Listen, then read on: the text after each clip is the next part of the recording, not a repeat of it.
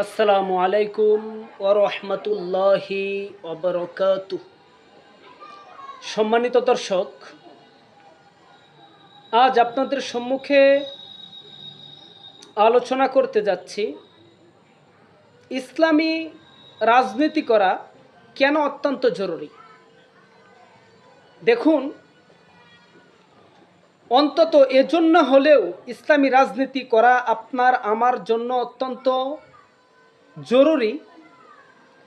কিয়ামতের ময়দানে যখন আল্লাহ পাক রব্বুল আলামিন মানুষের ক্ষমতার স্তম্ভ, ক্ষমতার যে হাতিয়ার রয়েছে সেটা হলো মানুষের ভোট। মানুষের ভোট সঠিক জায়গায় না দেওয়ার কারণে যখন আল্লাহ তাআলা জিজ্ঞাসা করবেন, কিরে তুই চোরকে সাপোর্ট করেছিলে কেন, ডাকাতদেরকে ভোট দিয়েছিলে কেন, বেঈমানদেরকে কেন রাজনীতির ময়দানে নেতা বানিয়ে দিয়েছিলে তোর ভোটের মাধ্যমে,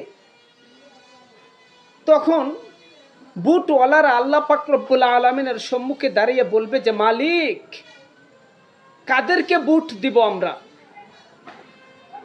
ভোট দেওয়ার মতো হকপন্থী কোনো মানুষ, কোনো রাজনৈতিক দলকে তো তখন আমরা খুঁজে পাইনি, তাহলে আমরা কাকে ভোট দেব? ঠিক তখন যারা উলামায়ে কেরাম রয়েছে, হকের জান্ডাবাহী আল্লাহ পাক রব্বুল আলামিনের খাঁটি বান্দা যারা রয়েছে, তাদেরকে আল্লাহ পাক রব্বুল আলামিন ডাক দিবেন যে তোরা কোথায় ছিলি, তোরা রাজনীতি করলি না কেন?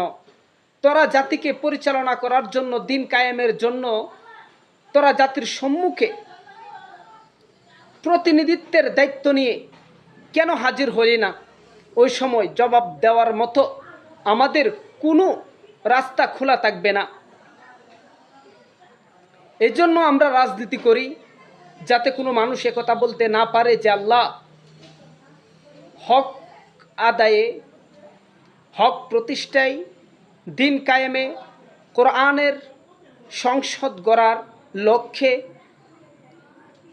আমরা নির্বাচন করেছিলাম। এরপরেও জাতি আমাদেরকে ভোট দেয়নি। আমরা যারা নিজেরা যেন বাঁচতে পারি, এই জন্য আমরা নির্বাচন অন্তত করব, রাজনীতি করব।